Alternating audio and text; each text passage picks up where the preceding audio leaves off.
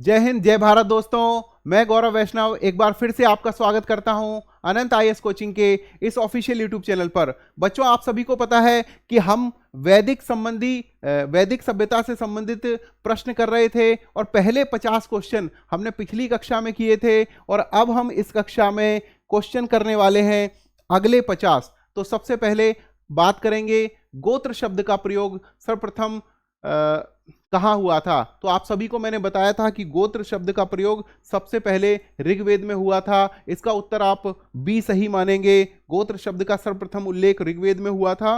गोत्र शब्द का मूल अर्थ है गोष्ठ, अर्थात वह स्थान जहां पे समूचे कुल का गोधन या गाय रखी जाती थी। यूपी पीसीएस की परीक्षा में मेंस में 2005 में यह सवाल पूछा गया। एक तड़कता भड़कता कलर ले लेता हूं ताकि आपको आसानी रहे। आप सभी कमेंट करके मुझे ये बताएंगे कि कौन से रंग के प्रति हमारी आंखें सबसे ज़्यादा सुग्राह्य होती हैं, क्योंकि हम लोग वही कलर सिलेक्ट करते हैं जिसके प्रति आपकी जो कलर हैं, आंखें हैं, वो ज़्यादा सुग्राह्य होती हैं, ज़्यादा आसानी से उसको ग्रैब कर सकती हैं। तो आप सभी मुझे कमेंट करके बताना, ठीक है। 52वां प्रश्न है, पूर्व वैदिक आर्यों का धर्म प्रमुखता क्या था।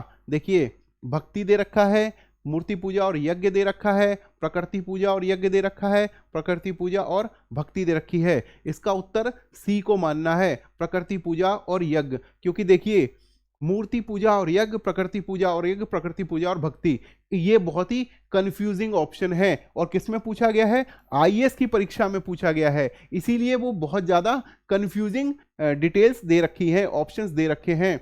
आईएएस की परीक्षा में देखिए, और सभी परीक्षाओं की मैं बात नहीं करूंगा क्योंकि वहां पर बहुत ही आसान प्रश्न पूछे जाते हैं और मतलब एक लेवल के प्रश्न पूछे जाते हैं। वनडे एग्जाम में बहुत सब आसान पूछे जाते हैं, पीसीएस वगैरह में थोड़ा सा लेवल बढ़ाया जाता है, लेकिन डाटा फैक्चुअल ही रहता है। लेकिन आईएएस की जब परीक्षा होती है तो वहां प्रश्न तो आसान रहता है, लेकिन जो ऑप्शन होते हैं वो कठिन होते हैं। तो चलिए अगले प्रश्न की तरफ चलते हैं।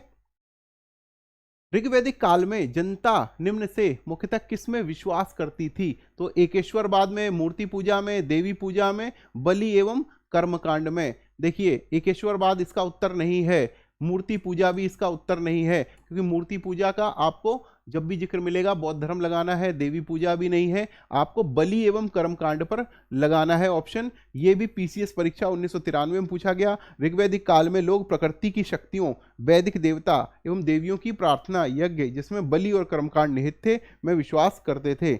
अगला प्रश्न है, प्रसिद्ध 10 राजाओं का युद्ध किस नदी के तट पर लड़ा गया। तो आप सभी को पता है कि रावी के तट पर लड़ा गया और परुष्णी रावी का ही पुराना नाम है। बीपीएससी की 42वीं परीक्षा में 1997 में सवाल पूछा गया, 10 राग युद्ध यानी 10 राजाओं का युद्ध परुष्णी नदी, आधुनिक रावी नदी के तट पर लड़ा गया, जिसमें भरतों के राजा सुदास की विजय हुई। चलिए अगला प्रश्न बात करते हैं, ऋग्वेद में उल्लिखित प्रसिद्ध 10 राजाओं का युद्ध। इसका भी उत्तर वही होगा, परुष्णी यानी रावी। उत्तर इसका ए होगा। पीसीएस की परीक्षा मेंस में 2008 में यह सवाल पूछा गया।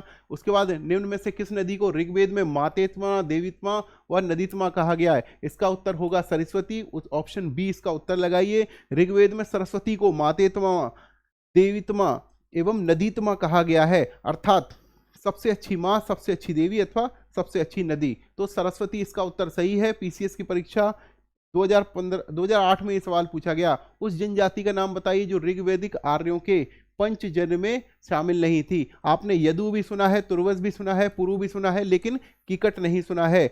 2009 में पीसीएस की परीक्षा में ये सवाल पूछा गया। इसकी एक्सप्लेनेशन देख लीजिए। ऋग्वेद आर्यों में पंचजनों में यदु, ध्रुव, पुर्वस, अनु, तुर्वसु ये थे, लेकिन किकट इसमें संबंधित नहीं थे। प्राचीन काल में आर्यों के जीविकोपार्जन का मुख्य साधन क्या था। देखिए, कृषि, शिकार, शिल्पकर्म, व्यापार। देखिए बच्चों, अगर इसमें पहला ऑप्शन, अगर इसमें पशुपालन दिया गया होता तो हम पशुपालन को ऑप्शन मानते, क्योंकि पशुपालन पहली प्रायोरिटी हुआ करती थी ऋग्वैदिक काल में या वैदिक काल में, और दूसरी प्रायोरिटी थी कृषि। लेकिन यहां पर ऑप्शन जो है वो पशुपालन दे नहीं रखा है, तो ऑप्शन हम कृषि को सही मानेंगे। ऑप्शन ए को सही मानेंगे। आर्य संस्कृति मूलतः पशुपालक और कृषक संस्कृति रही है। ऋग्वेद में कई मंत्रों में कृषि तथा उसके कार्यकलापों का वर्णन है। अच्छी कृषि के लिए वर्षा की कामना की गई है। पशुओं को चराने और पालने के लिए अनेक स्थलों पर वर्णन है। देखिए, कृषि तभी की जा सकती है ना जब वर्षा अच्छी होगी, तो वर्षा की अगर कामना की गई है, इसका मतलब कृषि के लिए ये समाज जो था ये उन्मुख था। और पीसीएस परीक्षा 1993 में ये सवाल पूछा गया है। उसके बाद ऋग्वेद में उल्लिखित यव शब्द किस कृषि उत्पाद हेतु प्रयुक्त किया गया है? तो आप अच्छी तरह जानते हैं कि यव कहा गया जौ को, और जौ ही यहां पर उगाई गई सबसे पहली फसल थी। ऋग्वेद में उल्लिखित यव शब्द से तदात्म स्थापित किया गया है जौ का। ठीक है, उसके बाद सुमेलित कीजिए नींव दी हुई, तो अभी आपने पढ़ लिया यव को मिलाना है जौ से, इक्षु मिलाना है ईख यानी गन्ने से, मुदग मिलाना है मूंग से, और व्रीहि मिलाना है चावल से। तो इसका उत्तर सही क्या हो जाएगा? 2, 3, 1 और 4। 2, 3, 4 और 1, ये कौन सा उत्तर होगा?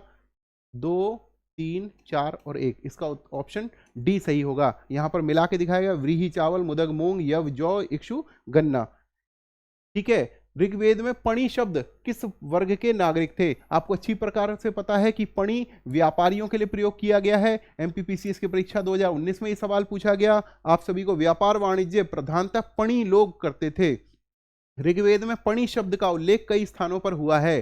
पणि ऋण देते थे तथा ब्याज बहुत अधिक लेते थे। उन्हें बेकनाट अथवा सूदखोर भी कहा गया है। मैंने आपको बताए थे 3 शब्द, बेकनाट सूदखोर के लिए, कुसीद ऋण के लिए, और कुसीदिन ऋण देने वाले के लिए। अगला प्रश्न हम चलते हैं, एमपीपीसीएस की परीक्षा 2019 में ये सवाल पूछा गया।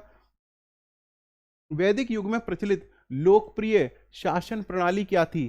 प्रजातंत्र, निरंकुश, गणतंत्र, वंश, परंपरागत राजगंध। तो यही डी इसका ऑप्शन सही होगा। आरएएस की परीक्षा में, आरटीएस की परीक्षा में 1993 में सवाल पूछा गया। वैदिक काल में प्रचलित लोकप्रिय शासन प्रणाली वंश परंपरागत राजतंत्र प्रणाली थी। यद्यपि जनता द्वारा चुनाव के भी कुछ उदाहरण मिलते हैं। कहाँ मिलते हैं? सभा में मिलते हैं। देखिए बच्चों, क्योंकि ये जो प्रणाली थी इसका मुख्य आधार जन था, यानी कबीला था। तो एक का जो भी मतलब जन होता था, जो राजा होता था किसी कबीले का, उसका बेटा ही उसका उत्तराधिकारी बनता था। तो किस पर आधारित थी? वंश परंपरागत राजतंत्र पर आधारित थी।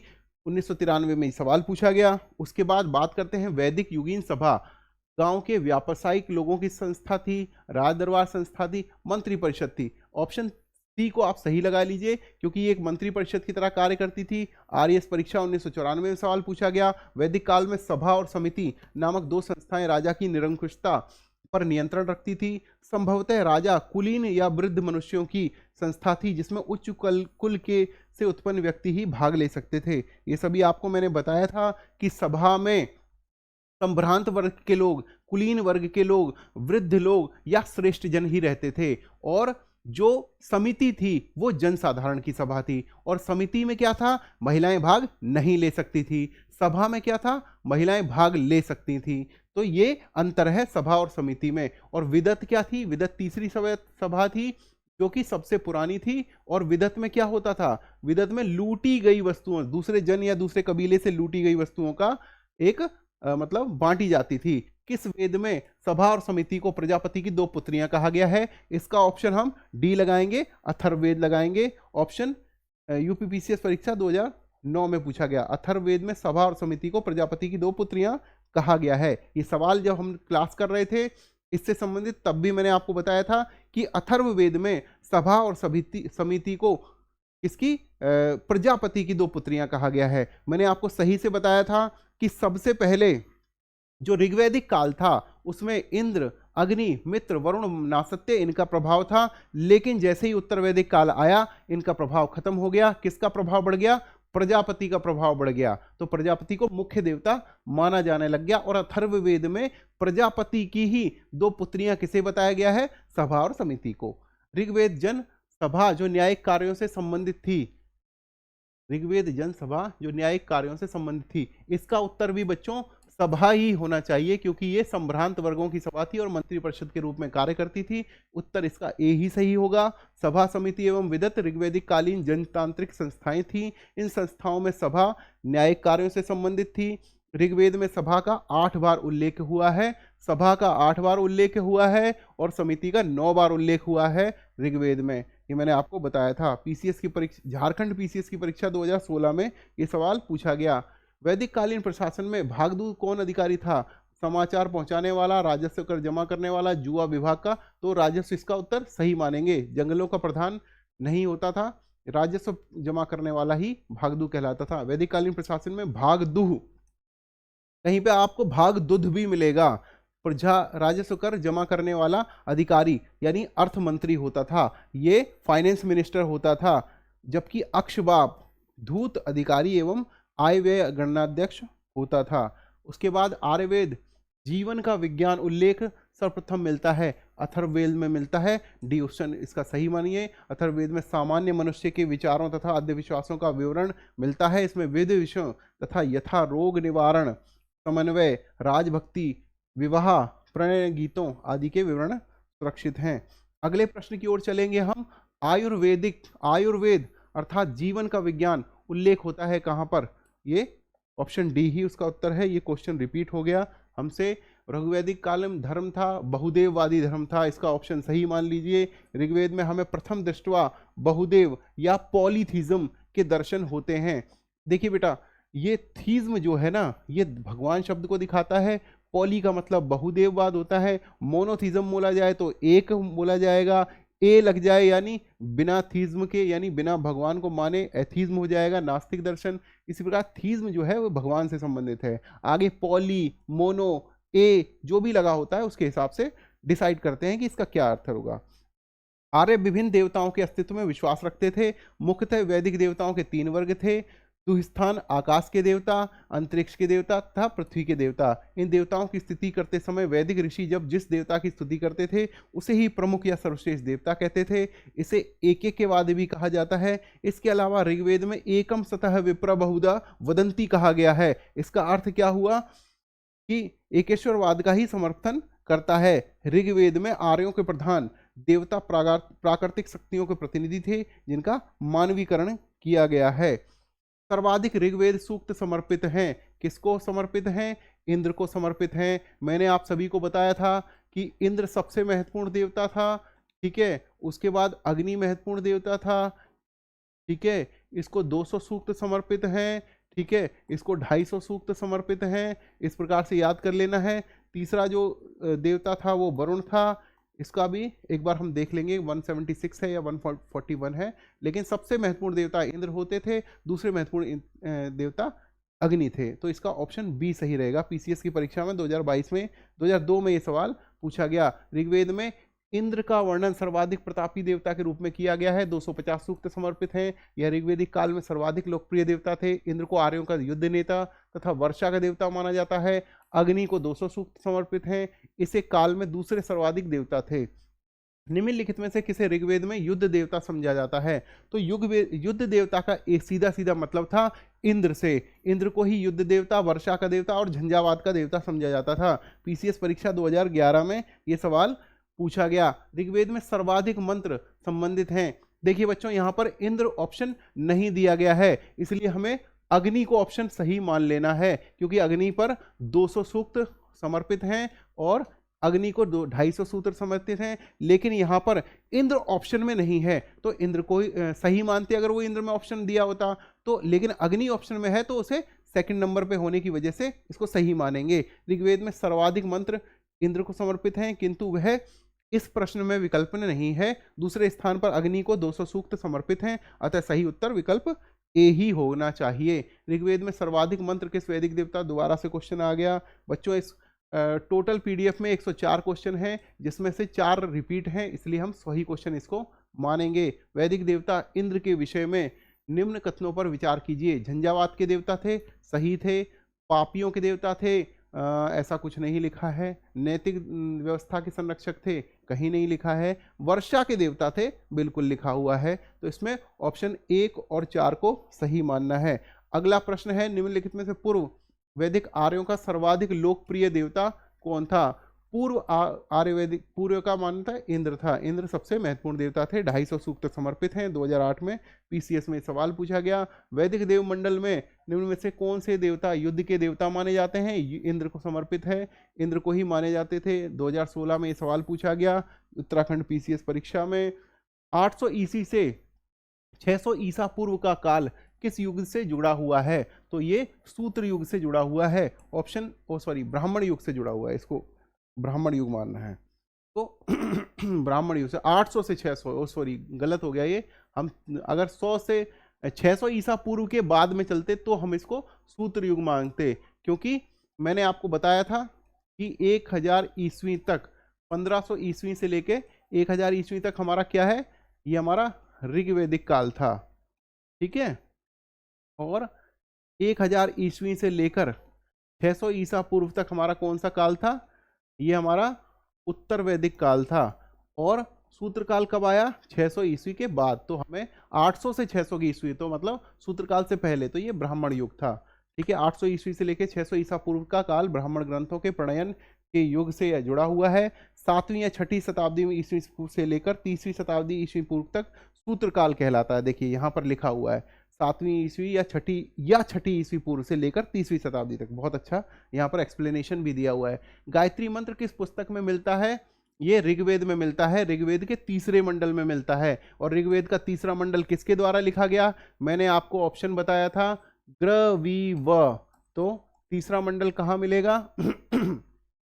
ये दूसरा मंडल हो गया, ये तीसरा मंडल। और वी से विश्वामित्र हो गए और चौथा वामदेव हो गए। तो हमें विश्वामित्र पर फोकस करना है जो तीसरे मंडल में है। और तीसरे मंडल में ही क्या है? गायत्री मंत्र उल्लिखित है। गायत्री मंत्र ऋग्वेद के उल्लिखित है। इसमें रचनाकार कौन हुए? विश्वामित्र हुए। वे सवित्र यानी सूर्य देवता को समर्पित है। यह मंत्र ऋग्वेद के तृतीय मंडल में वर्णित है। बहुत अच्छा एक्सप्लेनेशन है। गायत्री मंत्र के नाम का प्रसिद्ध सर्वप्रथम किस ग्रंथ में मिलता है? ऋग्वेद में मिलता है।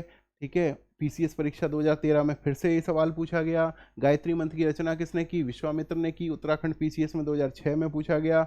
उसके बाद सर्ग, प्रतिसर्ग, वश्व, मंत्र और वंशानुचरित ये संकेतक हैं। किसके संकेतक हैं? ये पुराणों के, वेदों के, उपनिषद के सूत्रों के। तो का उत्तर होगा पुराण ठीक होगा, क्योंकि पुराणों में ये 5 विषय पुराणों में दिए जाते हैं। पुराणों में 5 प्रकार के विषयों का वर्णन है। सिद्धांत इस प्रकार है: सर्ग, प्रतिसर्ग, वंश, मंत्र और वंशानुचरित। सर्ग बीज या आदि सृष्टि का पुराण है। प्रतिसर्ग प्रलय के बाद की पुनः सृष्टि को कहते हैं। वंश में देवताओं या ऋषियों के वंश और वृक्षों का वर्णन है। मनवंतर में कल्प के महायुगों का वर्णन है। और वंशानुचरित पुराणों में के वे अंग हैं जिनमें राजवंशों की तालिकाएं दी हुई हैं और राजनीतिक अवस्थाओं का, कक्षाओं का वर्णन है। जैसे कि पुराणों की संख्या कितनी है? बोलते हैं, आपने वो सुना होगा ना, अष्टादश पुराणेषु। ठीक है, तो अष्टादश पुराणेषु मतलब 18 पुराण है। 2 बार ये सवाल पूछा गया। जीआईसी की परीक्षा में 2010 में पूछा गया और पीसीएस प्री की परीक्षा में 2009 में सवाल पूछा गया। उसके बाद पुराणों के संदर्भ में निम्नलिखित कथनों में से कौन सा एक सही है? दोनों सही होंगे ये। इसका उत्तर मैं कई बार से हमने भी लगाया है। पीसीएस परीक्षा में 2023 में पूछा गया और ये परीक्षा का जो पेपर देकर बच्चे आए थे, तो ये पेपर में मैंने सवाल देखा था। इसका उत्तर दोनों ही सही है। वायु पुराण गुप्त वंश से संबंधित है और विष्णु पुराण मौर्य वंश से संबंधित है। इसको भी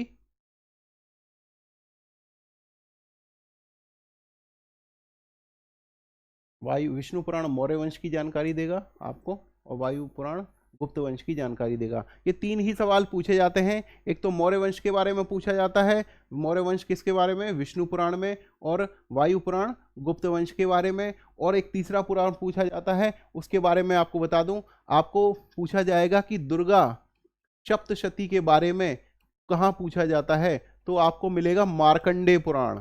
ठीक है, जब भी इस प्रकार का सवाल आ जाए तो मार्कंडेय पुराण को आपको सही मानना है। मार्कंडेय पुराण, यही 3 सवाल पूछे जाते हैं। विष्णु पुराण से मौर्य वंश की जानकारी मिलती है, जबकि वायु, विष्णु और ब्राह्मण से गुप्त वंश की जानकारी मिलती है। वायु पुराण से गुप्त वंश की शासन व्यवस्था का वर्णन मिलता है। उसके बाद श्रीमद् भागवत गीता मौलिक रूप से किस भाषा में लिखी गई? सबसे पहले संस्कृत भाषा में लिखी गई। संस्कृत ए में है, ए ही उसका सही उत्तर है। श्रीमद् भागवत गीता मौलिक रूप से संस्कृत भाषा में लिखी गई थी। यह प्राचीन धार्मिक ग्रंथ महाभारत का एक भाग है। उसके बाद महाभारत मूलतः किस रूप में जानी जाती है? जय संहिता के रूप में जानती है। सबसे पहले इसको जय संहिता कहा गया। उसके बाद जब इसके जो मतलब श्लोक हैं बढ़ गए, इसको भारत कहा गया। फिर श्लोक जब 1 लाख पर पहुंच गए तो इसको महाभारत कहा गया। महाभारत के प्रारंभिक रचना काल में 8800 श्लोक इसके थे। इसे जय संहिता के नाम से जाना जाता था। महाभारत का दूसरा संस्करण भारत था, जिसमें श्लोकों की संख्या 24,000 थी। वर्तमान महाभारत में 1 लाख श्लोक हैं। इसका अंतिम संस्करण है जिसे शतसहस्त्री संहिता या महाभारत कहा जाता है। शतसहस्त्री संहिता किसका उपमान है? उपनाम है। ये महाभारत का उपनाम है। और UP BEO block education officer की परीक्षा हुई थी 2019 में उत्तर प्रदेश में, उसमें ये सवाल पूछा गया था।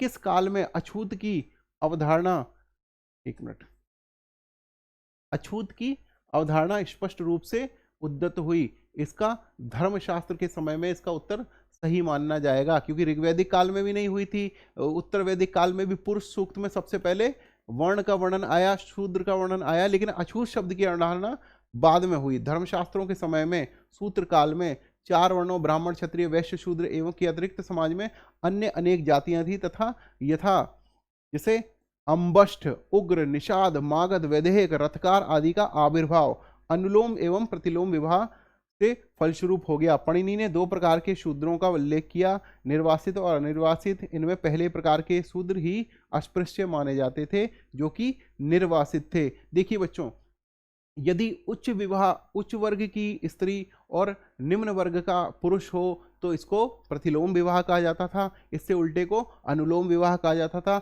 इस प्रकार से मतलब जो अनुलोम प्रतिलोम विवाह है इसको इंटरकास्ट मैरिज का टाइप माने जाते थे, जब दोनों ही अलग अलग हों। इसमें पुरुष और महिला की वर्ग के हिसाब से इसको अनुलोम या प्रतिलोम कहा जाता था।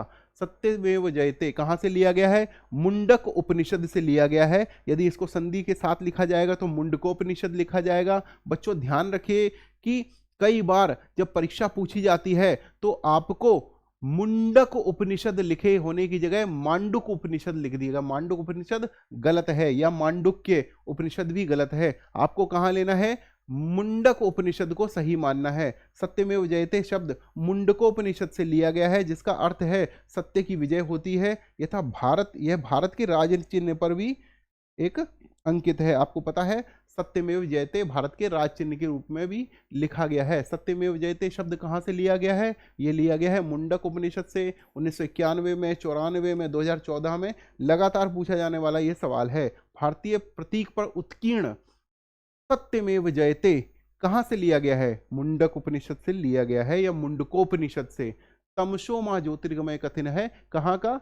ये उपनिषद से लिया गया है। और कौन से उपनिषद से लिया गया है? तमसो मां ज्योतिर्गमय बृहदारण्यक उपनिषद से लिया गया है। अंधकार से प्रकाश की ओर, इसका उत्तर है किस उपनिषद का शाब्दिक अर्थ है सफेद घोड़ा? देखिए बच्चों, जब आप सफेद घोड़ा लिखेंगे तो आप क्या लिखेंगे? श्वेत अश्व। आप जब लिखेंगे तो ये लिखेंगे ना, तो जो दूसरा ये क्या कहते हैं उपनिषद है, इसका नाम है श्वेताश्व। श्वेताश्व, श्वेत अश्व का ही संधि है श्वेताश्व, और उसके बाद लगा है तर, तो श्वेताश्वतर उपनिषद का अर्थ है सफेद घोड़ों द्वारा खींचा गया, या drawn by the white steeds. तो ये इसका उत्तर है श्वेताश्वतर। तो यहां पर श्वेताश्वतर इसका उत्तर में नहीं है, तो ई हमें ऑप्शन में मानना है। ठीक है। उसके बाद सत्यकाम जावाल की कथा जो अनव्याही मां होने के लांछन को चुनौती देती है, उल्लिखित है किसमें? छांदोग्य उपनिषद में। सत्यकाम जाबाल महर्षि गौतम के शिष्य थे, ठीक है, जिनकी माता का नाम जाबाला था। सत्यकाम जाबाल की कथा जो अनव्याही मां होने के लांछन को चुनौती देती है, इनकी कथा छांदोग्य उपनिषद में दी गई है। उसके बाद ऋग्वेद की मूल लिपि क्या थी? ब्राह्मी लिपि थी। मूल लिपियां जो सभी थी वो ब्राह्मी लिपि में ही लिखी गई, कोई भी भाषा। बाद में देवनागरी लिपि या नागरी प्रचारणी सभा, हमारे देश में नागरी प्रचारणी सभा के नाम से एक संगठन था जिसने नागरी लिपि या देवनागरी लिपि को आगे बढ़ाया, उसके लिए काम किया। ऋग्वेद की मूल लिपि ब्राह्मी लिपि थी। ऋग्वेद में कुल 10 मंडल हैं तथा 1028 सूक्त हैं। ऋग्वेद के पुरोहित को होता कहा जाता है। वैदिक कर्मकांड में होता कहाँ से है? अभी हमने पढ़ा कि ये ऋग्वेद से संबंधित है। ठीक है, यदि ये सामवेद का होता तो उसे उद्गात्र या उद्गाता कहा जाता। ठीक है, अवेस्ता और ऋग्वेद में समानता क्या है? अवेस्ता ऋग्वेद में ये समानता है कि दोनों में ही आर्य देवताओं का वर्णन है। इंद्र, मित्र, अग्नि, वरुण और नासत्य, इनका वर्णन मिलता है। और ये कहाँ पर है? ये ईरान में है। ईरान का ही ये धार्मिक ग्रंथ है Avesta. UP lower subordinate services में ये सवाल 2004 में पूछा गया। वैदिक काल में किस जानवर को अघन्या माना गया? वैदिक काल से संबंधित कोई भी सवाल पूछा जाए और जानवर का पूछा जाए कि सबसे पवित्र पशु कौन सा है, किसको अघन्या कहा गया, किसको ना मारने की चेतावनी दी गई है, तो ये सभी गाय से संबंधित हैं। वैदिक काल में गाय को अघन्या ना मारे जाने योग्य माना गया। गाय की हत्या अथवा उसे घायल करने की व्यक्ति को मृत्युदंड अथवा देश निकाला की सजा वेदों में दी गई है। ऋग्वेद में अघन्या का प्रयोग हुआ है, गाय के लिए हुआ है। यूपी लोअर सबऑर्डिनेट सर्विस ने 2010 में पूछा गया। ऋग्वेद में कई परिच्छेदों में प्रयुक्त अघन्य शब्द प्रयोग हुआ है, गाय के लिए शुरू हुआ है, प्रयोग हुआ है। उसके बाद ऋग्वेदिक काल में प्रारंभ में निम्न में से किस महत्वपूर्ण मूल्यवान संपत्ति समझा जाता था? तो गाय को समझा जाता था। मैंने आपको बताया था ना कि यम और नचिकेता विवाद में जब नचिकेता के पिता ने बूढ़ी गाय को यज्ञ के स्वरूप दान में दिया तो नचिकेता का विवाद हो गया। किससे हो गया? अपने पिता को हो गया। और उन्होंने कहा कि किसी स्वस्थ जीव को ही आपको दान देना चाहिए। तो पिता ने रुष्ट होकर क्या कहा कि मैंने तुम्हें मृत्यु को दान दिया। तो वो यमराज के पास चले गए और यमराज से पूछा कि मुझे जो ये जीवन मरण का चक्र है इसके बारे में जानकारी चाहिए। तो इसमें कठोपनिषद में यम नचिकेता संवाद है और इसके बारे में जानकारी दी गई। प्राचीन भारतीय समाज के प्रसंग में निम्नलिखित शब्दों में से कौन सा शब्द शेष 3 वर्ग का नहीं है? कुल, वंश, गोत्र, कोश। कोश इसमें नहीं है क्योंकि चाणक्य की नियम है जिसमें बोला गया कि राजा, मित्र, मंत्री, दुर्ग, दंड, कोश, मित्र, ये उनके क्या कहते हैं 7 सिद्धांत हैं। राजत्व के 7 सिद्धांतों में से वहां से ये आता है। उसमें ही कोश का प्राचीन भारतीय समाज के संदर्भ में कुल, वंश तथा गोत्र परिवार से संबंधित है, जबकि कोश परिवार से संबंधित ना होकर भंडार से संबंधित है। ठीक है, तो ये हमने टोटल 50 क्वेश्चन आपको इस क्लास में कराए। पीसीएस की परीक्षा, आईएएस की परीक्षा में 1996 में सवाल पूछा गया। तो बच्चों ये 50 क्वेश्चन और इससे पहले के 50 क्वेश्चन आपको मैं गारंटी देता हूं कि वैदिक सभ्यता से सवाल या वैदिक काल से सवाल जब भी पूछा जाएगा इन 100 क्वेश्चन से बाहर नहीं पूछा जाएगा। आपको कभी जीवन में ऐसा कोई सवाल पूछा जाए या आपकी नजर में आता है कि किसी परीक्षा में ऐसा कोई सवाल पूछा गया जो मेरे बताए हुए इन प्रश्नों से बाहर है, तो आप मुझे जरूर बताएं और कमेंट करके लिखें, और या फिर अपने जो व्हाट्सएप ग्रुप है या टेलीग्राम ग्रुप है उसमें आप इसको जरूर बताएं। तब तक के लिए आप सभी को मेरा नमस्कार है, धन्यवाद है। आप सभी का दिन शुभ हो और आप जल्द से जल्द एक नौकरी लेकर अपने माता पिता के सम्मान को बढ़ाएं और आप अपने जीवन में भी यश और सुख को प्राप्त करें। धन्यवाद।